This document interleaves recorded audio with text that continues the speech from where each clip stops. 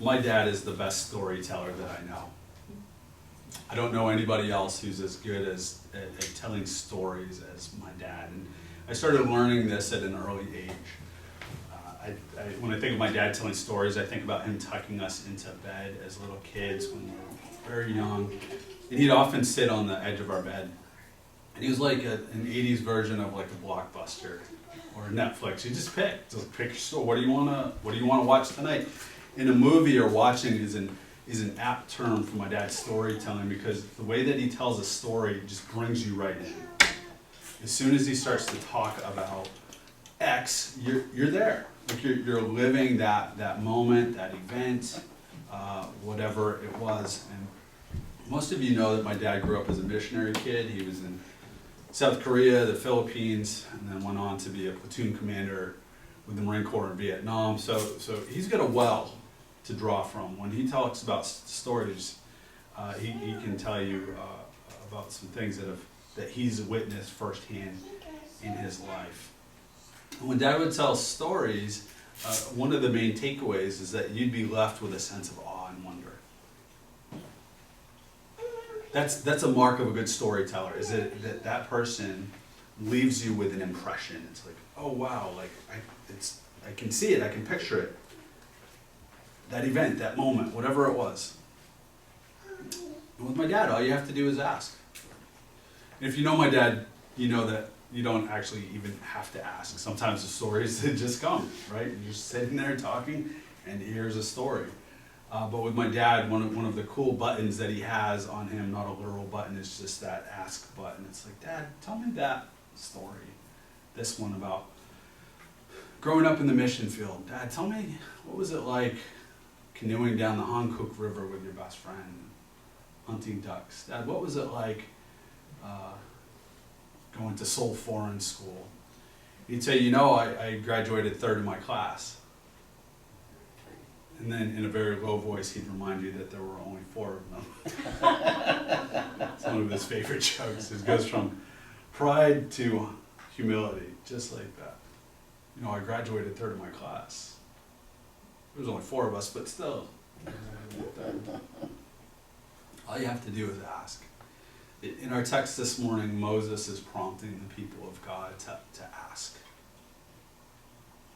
To ask a question, or maybe even a series of questions. And he, like my dad, the desired outcome of that question is to be left with a sense of awe and wonder. The things of grandeur. I encourage you to open your Bibles with me to Deuteronomy chapter 4, starting with verse 32. Moses writes, and he says, he speaks, and really just for context, you should hear him delivering a sermon when you hear these words of Moses. He's really preaching to the people of God before they enter into the promised land. Verse 32, ask now about the former days. Long before your time, from the day God created human beings on the earth, ask from one end of the heavens to the other. Has anything so great as this ever happened, or has anything like it ever been heard of? He starts with a command. He says, ask. And the way that he summarizes this ask is to consider. It's not the typical kind of question like, Dad, tell me this story or tell me that story. The ask there is really to be a form of contemplation. I want you to consider for yourself something. And notice the way that Moses represents time and space here. He captures it by saying, ask now about the former days, long before your time. From the day God created human beings on the earth, ask from one end of the heavens to the other. So as far back as the moment of creation, that's to be considered. And then it's his way of capturing sort of this comprehensive vision. Consider all of history, all of time, space. And what are they asking? What's this to be considered? Has anything so great as this ever happened, or has anything like it ever been heard of. What's he talking about? Well, he's got two things in mind here. And they're related, but they're not in chronological order. He starts off with this one, verse 33. Has any other people heard the voice of God speaking out of fire as you have? And lived. What's he talking about there? God speaking out of fire. He's talking about Sinai. Or as Deuteronomy says, Mount Horeb. At the foot of the mountain, there's this fire, and people experience and witness this. We would call that a theophany. God is revealing himself. He's manifesting in that moment, and he's speaking. And not only did they experience it, but Moses adds, they survived it. Has anything so great as this ever happened, or has anything like it ever been heard of? Has any other people heard the voice of God speaking out of fire as you have and lived? That's a question. And for Moses, this is really a rhetorical question, which means it doesn't deserve an answer. He's not looking for a response. And the response is understood. The answer is no. No, this has never, ever, ever happened in all of time and space. Something like this has never, ever happened. There's no comparison to God speaking out of fire. One, where people heard it, and two, they would live. Do you get that sense of awe and wonder here, how Moses is trying to stir that within them? Continuing, he moves on to the second event.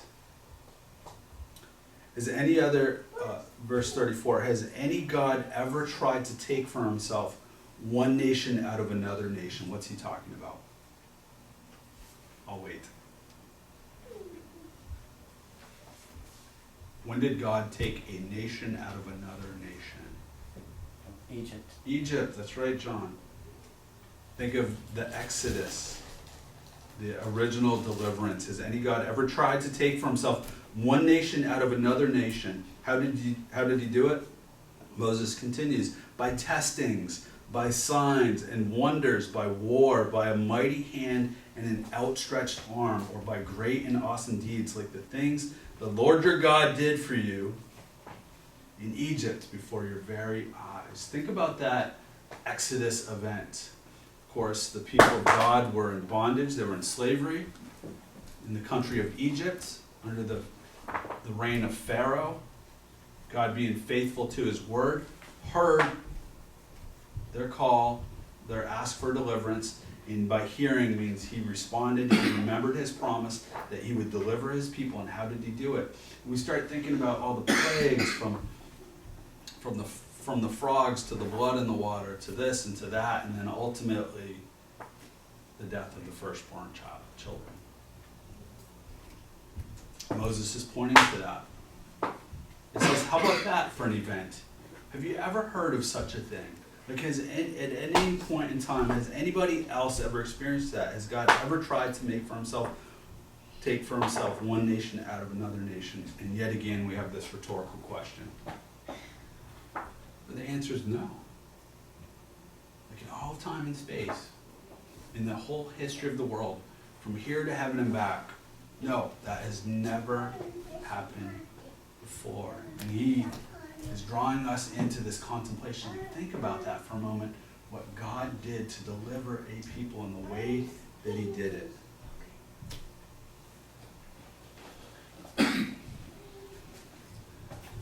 What was his purpose? Why did he do these things?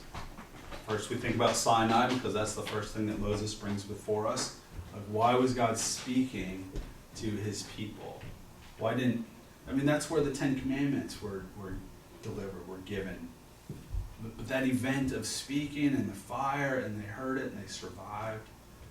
And then we think about the deliverance out of Egypt. Why did these things happen? Well, in a basic sense, God was giving his people the commandments. That was a thing that had to happen. He's establishing for himself a people. Now they need to know how to relate to God. So that makes sense. That's basic. That's foundational. And you think about Egypt. Well, God's being faithful to his word. His people are in slavery. They're not in the promised land. God has to deliver them. He's being faithful to his word. So that's sort of ground zero, foundational stuff, but there's more to it. Why did it happen the way that it happened? Here's Moses' move. Verse 35. You were shown these things so that you might know that the Lord is God.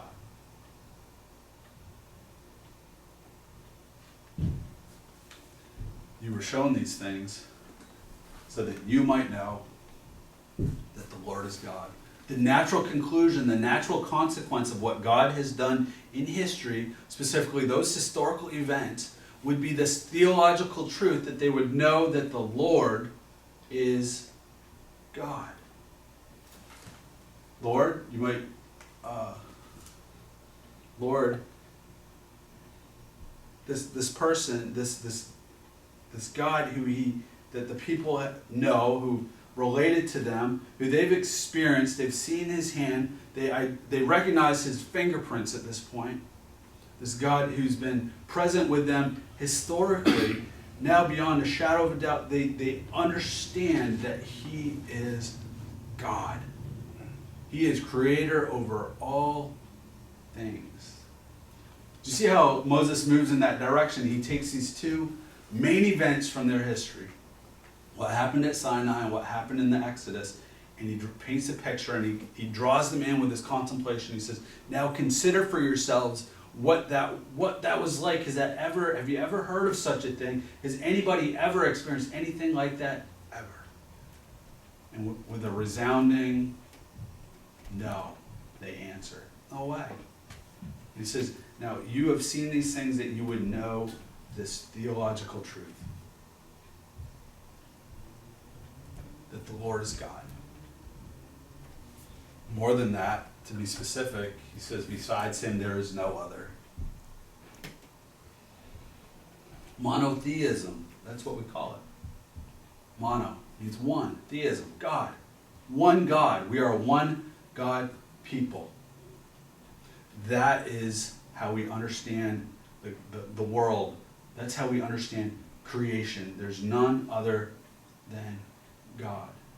And if you remember from last week, Moses was talking about idolatry. So this starts to we're connecting some dots here. Right?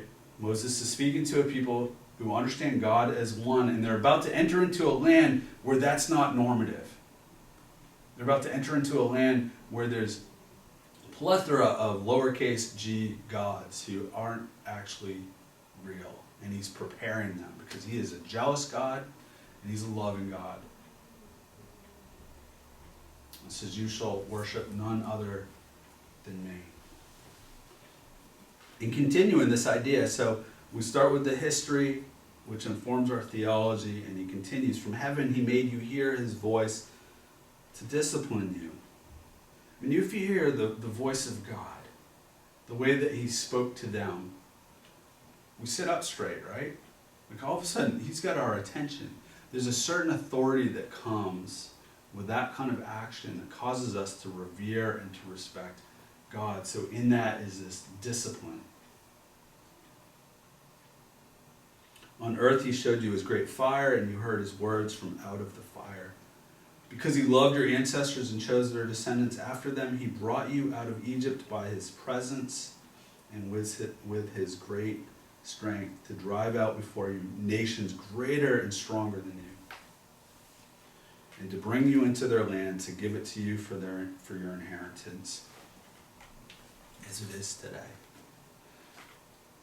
Pause. Two things have happened here. When Moses has started with this historical recap, it's not like it was before. Before it was sort of, all right, let's be warned and encouraged from our recent history. That's been the kind of retrospective. Here he's saying, now I want you to consider all of time and space. I want you to consider these two huge things that God has done. Okay, Sinai, the Exodus, these two things that were like Christmas and Easter for the original people of God, the people of Israel. Like, these were the things that people talked about. And what does that history do for them? Well, amongst other things, it informs their theology. All right, we've seen that God has done something that nobody else can do, that nothing has ever happened like this ever before. And from that historical truth, Moses says, now you get to know this. You were shown these things that you might know that the Lord is God. This truth, this fundamental, essential truth about who God is grounded in history. Moses has brought them in, and he's done it in this incredible way. He says, now ask. He could have simply said, well, God spoke to you out of the mountain, through the fire, and God delivered you as a people. Know that the Lord is God. He could have done it that way, but instead, like my dad is this great storyteller, Moses says, ask. Ask now about the former days. Long before your time, from the day God created human beings on earth, ask from one end of the heavens to the other. All of a sudden our mind is just expanding with this.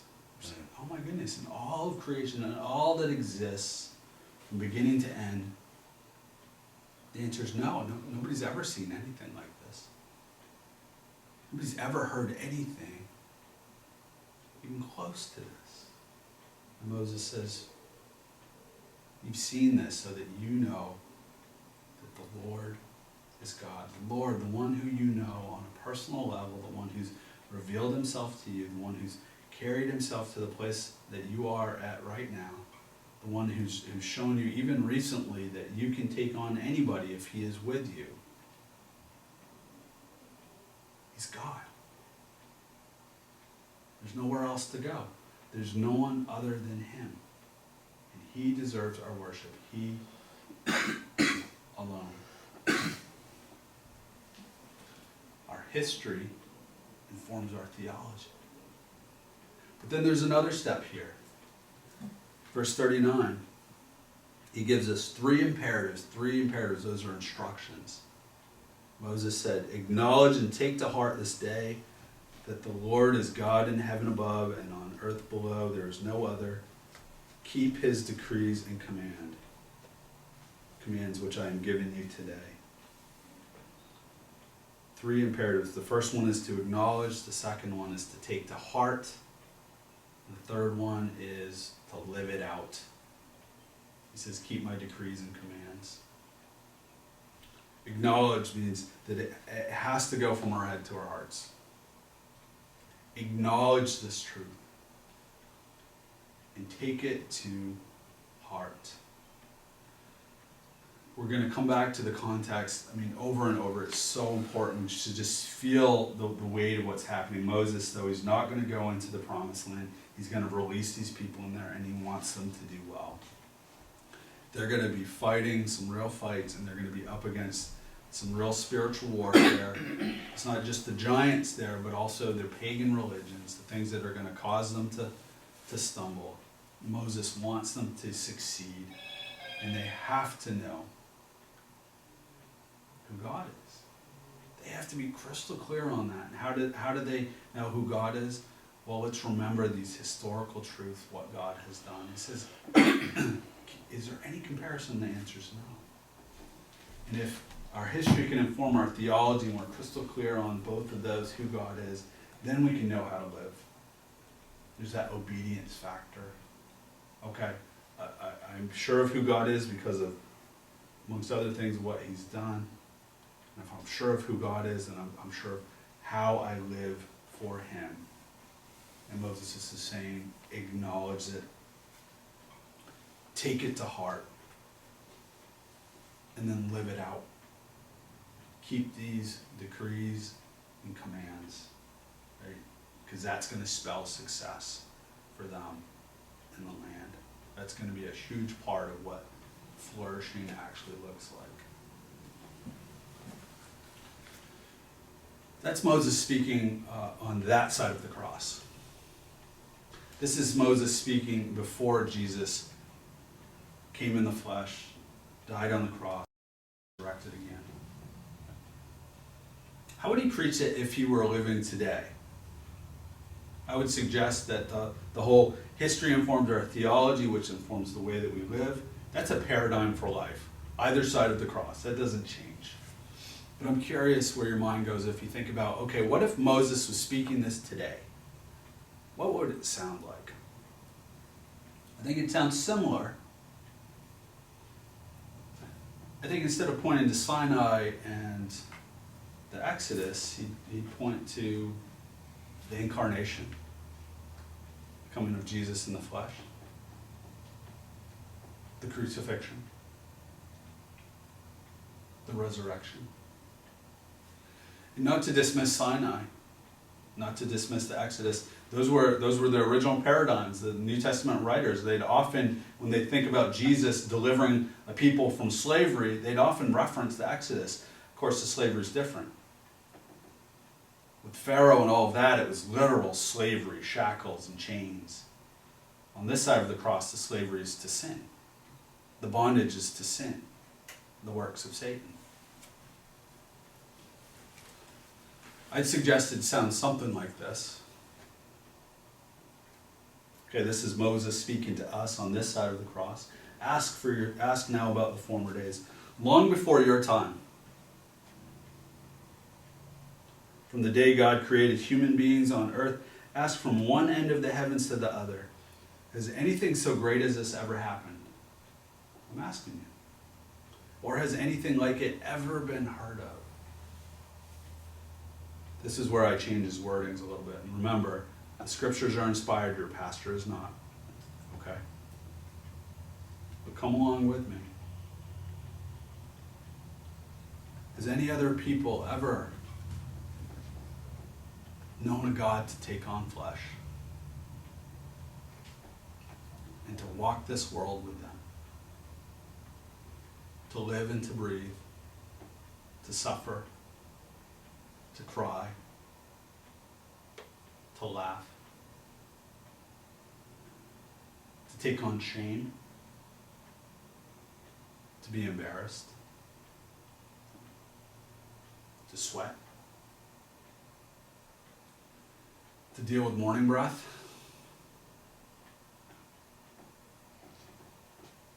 to be abandoned, to be persecuted, to suffer physically, emotionally, spiritually. Has anything in all of time, has there ever been a story like this? Have people ever come to you and said, this is my God, this was his reality, this is who I worship? And the answer would be no, absolutely not. There's no comparison. You're not going to dig through the books of history and find any reference to a God who would humble himself in such a way as to take on flesh. What we call the incarnation. Are there any other Christmas stories out there? Did he be born into such humble beginnings? There's no room at the inn.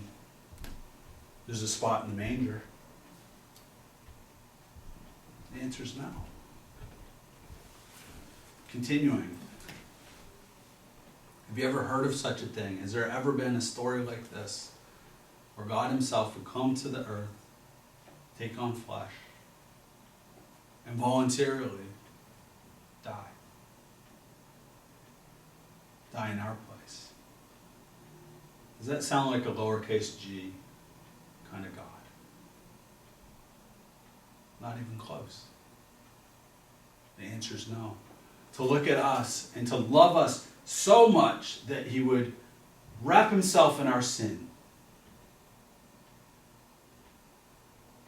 That we would avoid the consequences of the things that otherwise separate us from God himself. To have a God who would come from on high to way down low. You'll notice if you read through this passage that Moses likes to highlight both. He's the God of heaven and he's the God of earth. On the one hand, that's comprehensive. It's the God of all that exists, but it also shows the transcendence of God, a word I've been using a lot lately. Transcendence means that God is wholly other. He's over his creation. There are parts of him that are completely unknowable to us. We cannot relate to that side of God. Yet at the same time, he is immanent, which means he is with us, he is present, he is involved. You might think of the term Emmanuel, which means God with us. Immanence, God is with us. He's present and he's available. He is actually knowable. Does that sound like any other story you've ever heard in your life? Is there anything that compares? And the answer, of course, is no. This God, he would come, he would take on flesh, he would live a perfect life, he would experience all the pain and suffering and sorrow that we experience, such that we can relate to him and he can relate to us. He would die in our place on the cross. Wait a minute, your God died? Say, yeah. My God experienced death. My God lives. And I know him. He sits at the right hand of God the Father, advocating for us even now. Speaking on our behalf, which is a good thing, because I haven't just sinned historically, I sin even in the present. And he advocates for us. Where else do we find this story? Where else do we find this narrative? It doesn't exist. This is Moses on this side of the cross, I would suggest. So that's history, right? And our history informs our theology.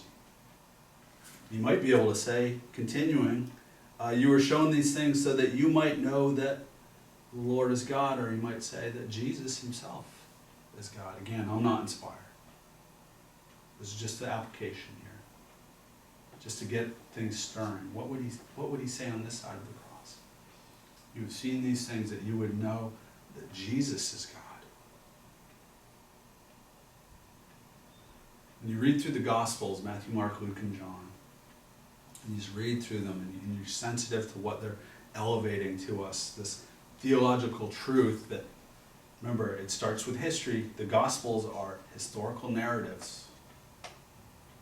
A truth that emerges is not just what Jesus did, but who he is.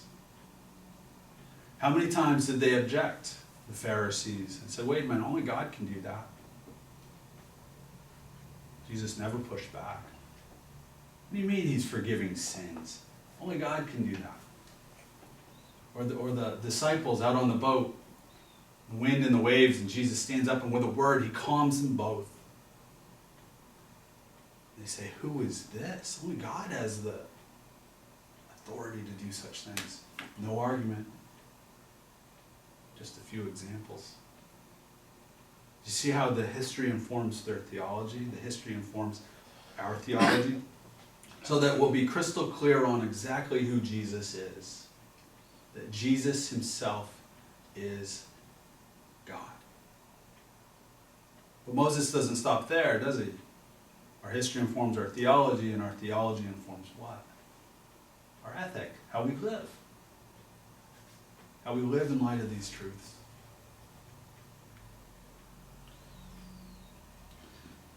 Acknowledge and take to heart this day that the Lord is God in heaven above and on earth below. He might say it something like this.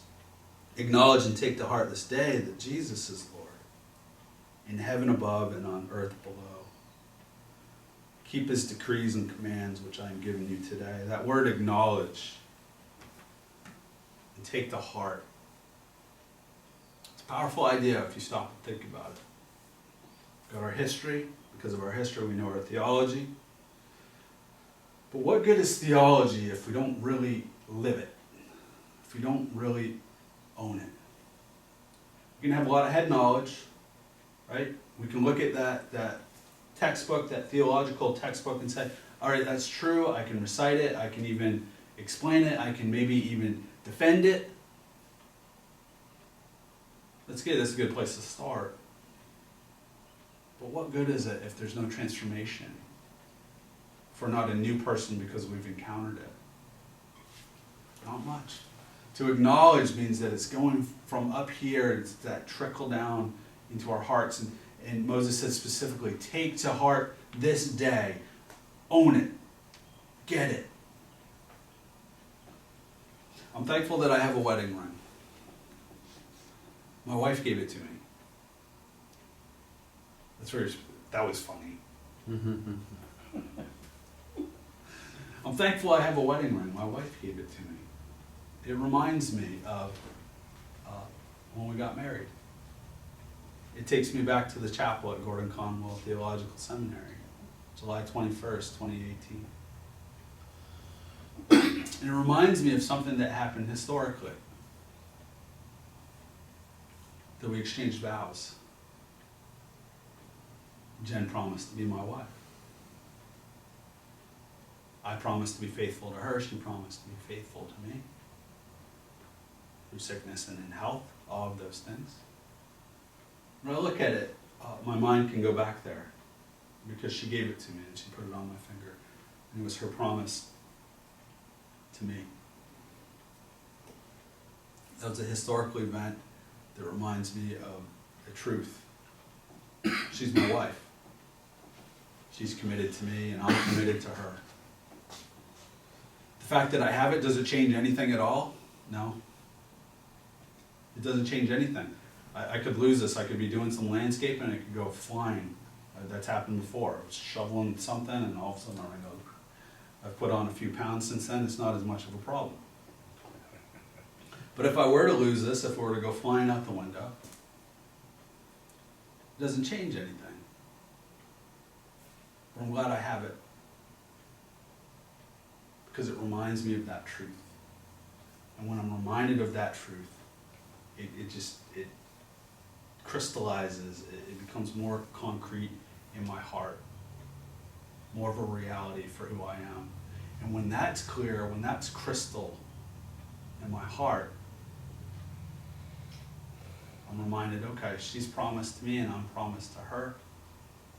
Then what? Then I act on it. Then I live it out. I'm reminded not only of the promises she made to me, but I'm reminded of the promises that I made to her. You know, it's good to have a cross around. It's good to see the cross visibly. It's even better to read about the cross and be reminded of the importance of that cross. Because it points to a historical truth that informs our theology. And when our theology is strong, when our theology is good, then we know how to live. We get to live out of those truths. Historical truth, theological truth. Moses doesn't stop there. He says, now own it. Own it. Acknowledge it. Take it to heart. That's where obedience comes from. And for those who've been tracking through Deuteronomy up until this point, you might be thinking to yourself, well, Moses, he's repeating himself at this point. How many times do we need to hear about obedience? Maybe he's forgotten that he's been talking about obedience. I don't think it's Moses who forgets. I think it's me. I think I need to hear it. I think I need to be reminded of it. And it's not just here in Deuteronomy. Obedience is a thread that weaves the entire Bible together because it's our expression of our faith that connects us with God. We need to hear these things. We need to be reminded. History is so important. And God uses it in any number of different ways. With obedience, Moses tells us, well, be obedient so it'll go well with you in the land. Be obedient so that your neighbors will understand the wisdom of God. They'll see it. And when you're faithful to what God calls you to do, it's a witness and a testimony. And they'll see it and they'll say, oh, that must represent the God who they seek and who they follow. Here, obedience is the natural overflow of understanding history, which informs our theology. And then we're faithful. You know, my dad's one of the best storytellers. Actually, he's the best storyteller I've ever met in my life. And I'm thankful for that gift that he has.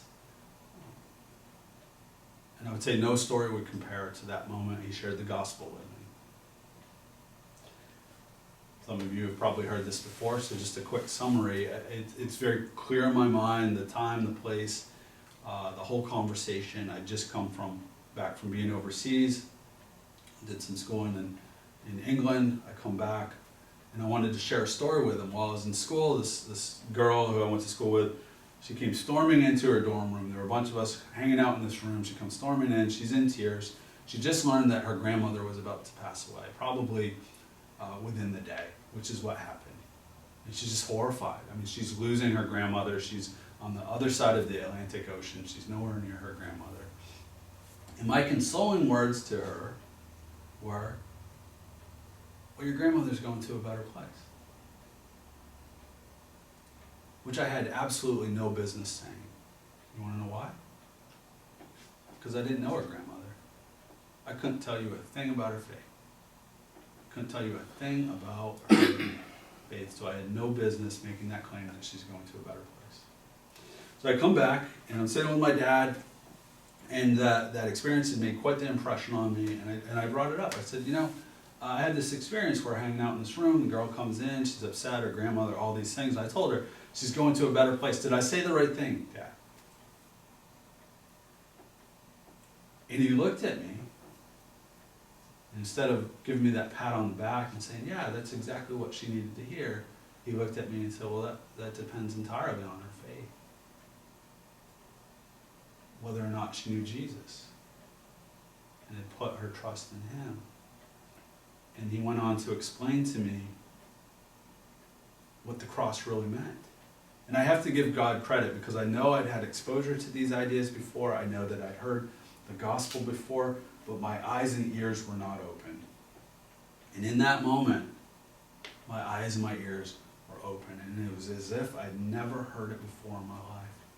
And he took the cross and he gave it flesh. And he gave it theology. And what did he do? He took this history, this historical truth that informs our theology. He made it real. When our theology is real, when we truly, as Moses says, acknowledge it and take it to heart, it affects the way that we live. And it changed the way that I saw all things. I've literally never been the same since that little conversation in my parents' TV room. So our history informs our theology, which in turn informs the way that we live. Because in the end, God wants us to. Amen? Amen.